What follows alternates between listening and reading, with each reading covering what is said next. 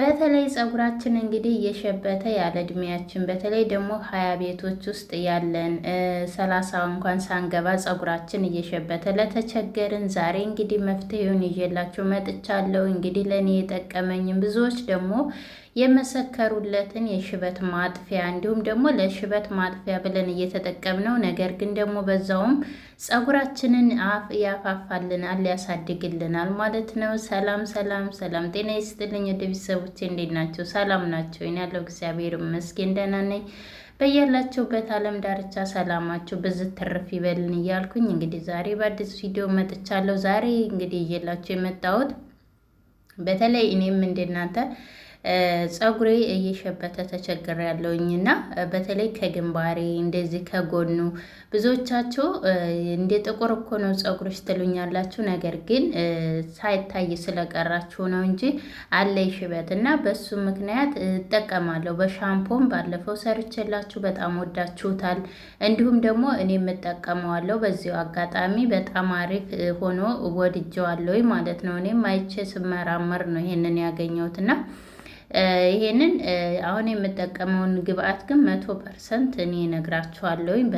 በጣም ከሚገርማችሁ ለሽበት አሪፍ ነው ለፀጉርም እና እዚህ ጋር እንግዲህ በዋነኝነት ይዤ የመጣሁት በዋነኝነት ደረጃ ቁርንፍድ ነው። ቁርንፍድ እንግዲህ እንደምታውቁት ሽበትን ብዙዎቻችሁ ያሸብታል ትላላችሁ እንጂ እኔ ግን ሽበቴን እያቀለዋልና ጥቁር እንዲል ያደርገዋል ማለት ነው እና እጠቀመዋለሁ። እንደውም ሽበቴን የቀነሰልኝ 100% እንትን ነው ይሄ ቁርንፍድ በምጠቀም ሰዓት ማለት ነው። እና ይሄን ብቻ አይደለም የምጠቀመው እንግዲህ አንድ ማንኪያ ነው የተጠቀምኩት። አንድ ማንኪያ ተጠቀሚ እንግዲህ እንደ ፀጉራችሁ ብዛት ነው እዚህ ጋር የምትጠቀሙት። እኔ ግን ለአንዴ የሚበቃኝን ያህል ነው የምጠቀመው፣ በሳምንት ስለሆነ የምንጠቀመው ማለት ነው እና ያው ቁርንፍድ ሲበዛ ደግሞ ፀጉራችሁ ብዛትና ማነሱ እንግዲህ የእናንተ ነው። የኔ ብዙ ስለሆነ ነው በዛ ያረኩት። ቁርንፍድ በጣም ተበዛ ደግሞ የበዛው ልክ የሚያሳክካል ማለት ነው። ቆዳችንን የመብሳት ኃይል አለው። እዚህ ጋር እንግዲህ ሌላኛው ግብአቴ ቡና ነው። ቡና ንስኮፊ ነው። እናንተ ግን ቡና የኢትዮጵያ ቡና ካላችሁ እሱን ተጠቀሙ። 2 ማንኪያ ተጠቀሚ ያለው ቡና።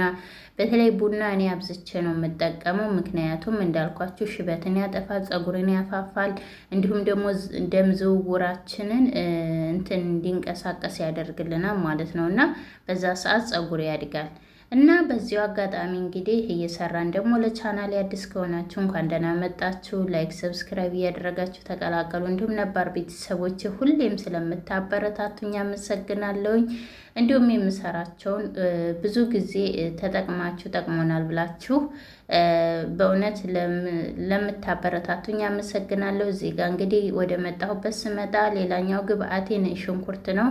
ነጭ ሽንኩርት እንግዲህ እንደምታውቁት ሽታው ነው እንጂ በጣም አሪፍ ነው። ነገር ግን ይሄ ሽታውን ቡናው ያጠፋዋል ማለት ነው። ቡናውና ቁርንፍዱን የራሱ በጣም ፈርቸው ነበር። ነገር ግን ምንም አልሆነም። በተለይ ያው ሰው ቤት ላለን ሰዎች በጣም ያስፈራል ሽታው። ነገር ግን ለብቻቸው ያላችሁ ቤታችሁ ውስጥ ለሚሆን ሰው ምንም እንትን አይልም። ያው ሰቀቀን ራሳችንን ስለምንፈራ ነው ስለምናሳምነው እንጂ ምንም ያህል አይሸትም ማለት ነው እና እዚህ ጋር እንግዲህ ምን አለኝ እንግዲህ 8 ፍሬ ነው የተጠቀምኩት። ከተፍ ነው ያደረግኩት። እናንተ መፍጨትም ትችላላችሁ። እንግዲህ እዚህ ጋር ደግሞ አንድ ላይ ቀላቅለዋለሁ ማለት ነው። አንድ ላይ ቀላቅዬ ይህንን በነገራችን ላይ ይህን ግብአት በሻምፖ መልኩ መጠቀም ትችላላችሁ። እኔ በምጠቀመው መልኩም በሻምፖም ማለት ነው። እንግዲህ እዚህ ጋር እንግዲህ ዘይት ነው የወይራ ዘይት ነው ማለት ነው። እዚህ ጋር እንግዲህ እንደምታዩት በዚህ ዘይት ብቻ ነው የምሰራው። እንግዲህ የሚበቃኝን ያህል ነው የምጠቀመው። እናንተም እንግዲህ እንደ ፀጉራችሁ ብዛትና ማነስና ብዛቱ ነው የምትጠቀሙት ማድረግ ያለባችሁ። እኔ ግን ፀጉሬ ብዙ ስለሆነ በዛ ላይ እንዳልኳችሁ ለፀጉርም አሪፍ ስለሆነ በዛ አርጌ ነው የሰራሁት ማለት ነው እና እንደዚህ አርጌ የሚበቃኝን ያህል ቀልቅያለሁ። ምን ያህል እንደጨመርኩ እንዳልኳችሁ እንደ ፀጉራችሁ ብዛት ይሁን እና እንደዚህ አርጌ ቀላቅዬ እንግዲህ ሌላ ቅባት ነገሮች አይሆኑም ማለት ነው። የግዴታ ይሄ ዘይት ብቻ ነው መሆን ያለበት፣ ዘይቱን ወይንም የወይራ ዘይት ማለት ነው እና ሌላም ስም አለው በነገራችን ላይ እሱም ስም እንትን አቅቶኝ ነው ማለት ነው። እና ይሄንን እንደዚህ አድርጌ እኔ እንግዲህ በብርጭቆ ነው ያደረኩት። እናንተ ግን ብረት ነገር ካለቻችሁ በብረት ነገር በሳህን ነገር ማለት ነው በእንደሱ አድርጋችሁ አድርጉት ማለት ነው። እኔ ግን በእንደዚህ አድርጌ ያረኩበት ምክንያት እንዳልኳችሁ ላቦቱ እንዳይወጣ፣ በአሁኑ ሰዓት ደግሞ በተለይ ሽታ እንዳይኖር በጣም ተጠንቅቄ ነው የምሰራው። ለምን በተለይ አሁን ጾም ሰዓት ስለሆነ ሽታ ሲኖር ያው ሌላ ሰው ትረብሻላችሁ ማለት ነው። እና በዛ ሰዓት እንትን ላለው ይጠነቀቃለሁኝ። እና ለዚህ ስለሆነ እንደዚህ ፍና አድርጎት አንደኛ ፍና ያደርገዋል። እንግዲህ የፈላ ውሃ ነው የፈላ ውሃ ላይ ነው የጣድኩት። ከስር ፎጣ ያደረኩበት ምክንያት ብርጭቆ ስለሆነ እንዲሁ ቂጡ ላይ ታስቀመጥ ነው ይሰበራልም ይተረተራልም ማለት ነው። ግን ፎጣ ስለሆነ በፎጣው ላይ ስለሆነ የተቀመጠው ምንም አይሆንም።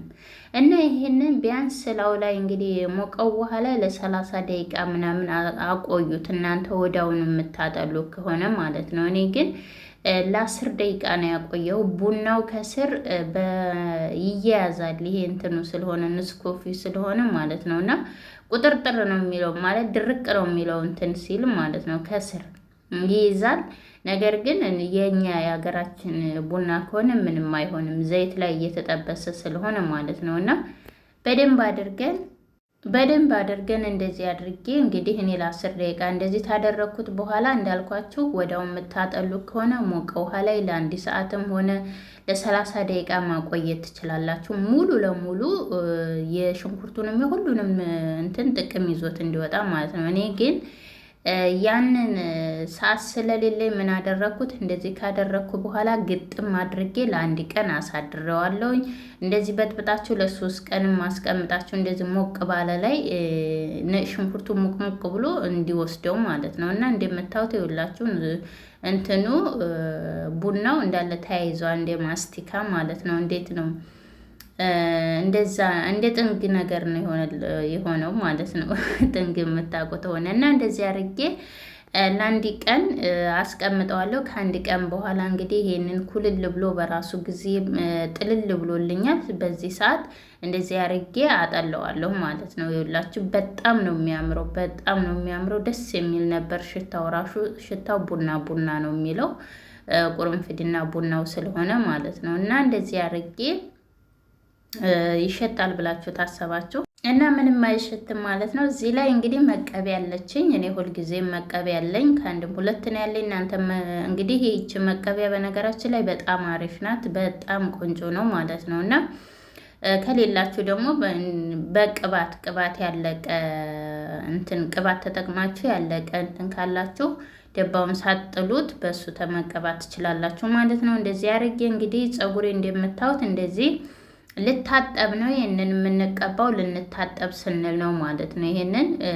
በደንብ ተቀብተን እንደምታዩት የኔ ፀጉር እንደዚህ ነው። ፀጉሬ ከሚገርማችሁ እንትን እየሰራው ያለሁት እንግዲህ ለሽበት የሽበት ሻምፖ እንዲሁም ደግሞ ውህዴ ማለት በተለይ አሁን ውሃ ስለማናገኝ በጣም ፀጉራችን ይበጣጠሳል። በተለይ አሁን በጾም ሰዓት ማለት ነው። ያው እንግዲህ ነገር ግን ያው ጾም ስንጾም ግዴታ ያው ለስጋችን ሳይሆን ለነፍሳችን ሆኖም ግን ያም ሆኖ ሳለ ግን ከላይ ያለውን ውበታችንን መጠበቅ አለብን ማለት ነው። እና እንደዚህ አድርጌ እንግዲህ እንደምታው በደንብ አድርጌ ስርስሩን ቀባዋለሁ።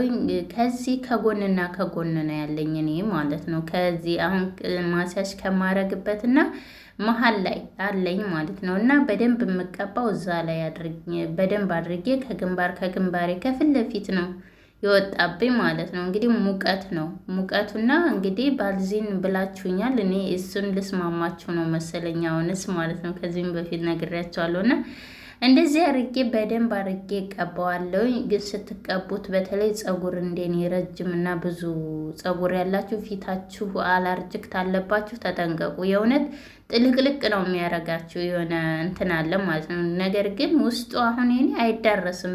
በቃ ቀስ እያልኩ ነው ያዳረስኩት እና ፀጉራችሁ ራሱ ስስ ለሆነባችሁ በቃ ላድግ ላለ ወዲያውኑ ነው የሚያሳድግላችሁ ማለት ነው። እና እንደዚህ አርጌ በደንብ አድርጌ ማስያጅ አድርገዋለሁኝ። ያው ከካሜራ ጀርባ እኔ ማስያጅ አድርገዋለሁ። ለምን እንዳይረዝምባችሁ። ደቂቃው ደግሞ ሲረዝም እናንተም አታዩትም፣ ትሸለቻላችሁ። እንደገና እንዳሰለችሁ ብዬ ነው። እና እንደዚህ አድርጌ ማስያጅ በደንብ ታደረኩት በኋላ እየከፈልኩ ነው በደንብ አድርጌ ማስያጅ ያደረኩት የቀባሁት ማለት ነው። በቃ ይሄ ቅባት በነገራችን ላይ ውህድ ማለት ነው። በቃ ራሳቸውን ቢያማችሁ ራሱ ይሄን ቅብት ብላችሁ ትጥፍ ስትሉት ልቅቅ ነው የሚያደርጋችሁ። ፀጉራችሁ የተጎዳባችሁ በተለይም ይመልስላችኋል በዛው አጋጣሚ ማለት ነው። እና እንደዚህ አድርጌ ሙልጭ አድርጌ ተቀብቼዋለሁ። ተተቀባሁት በኋላ ግን እረኝነቱን አልቻልኩትም ነበር፣ አብዝቸው ነበር ቅባቱን በነገራችን ላይ ማለት ነው። እና እንደዚህ አድርጌ ማስያዝ ታረኩት በኋላ እንግዲህ እኔ እንደዚህ ጥቅልል አድርጌ አስቀምጠውና በፌስታል እሽግ አድርጌ ለ2 ሰዓት አስቀምጠዋለሁ ማለት ነው። ከ2 ሰዓት በኋላ ያው አለማሸግም ትችላላችሁ፣ ነገር ግን ያው ይንጠባጠብባችኋል ማለት ነው። እና እንደዚህ አድርጌ ልብስ አድርጌ ከ2 ሰዓት በኋላ እታጠበዋለሁ ማለት ነው። ይህንን ውህድ በየሳምንቱ ተጠቀሙት፣ ይጠፋላችኋል። እንግዲህ ቻው፣ ወዳችኋለሁ፣ አከብራችኋለሁ። ላይክ ሰብስክራይብ ማድረግ አትርሱ። መልካም ጊዜ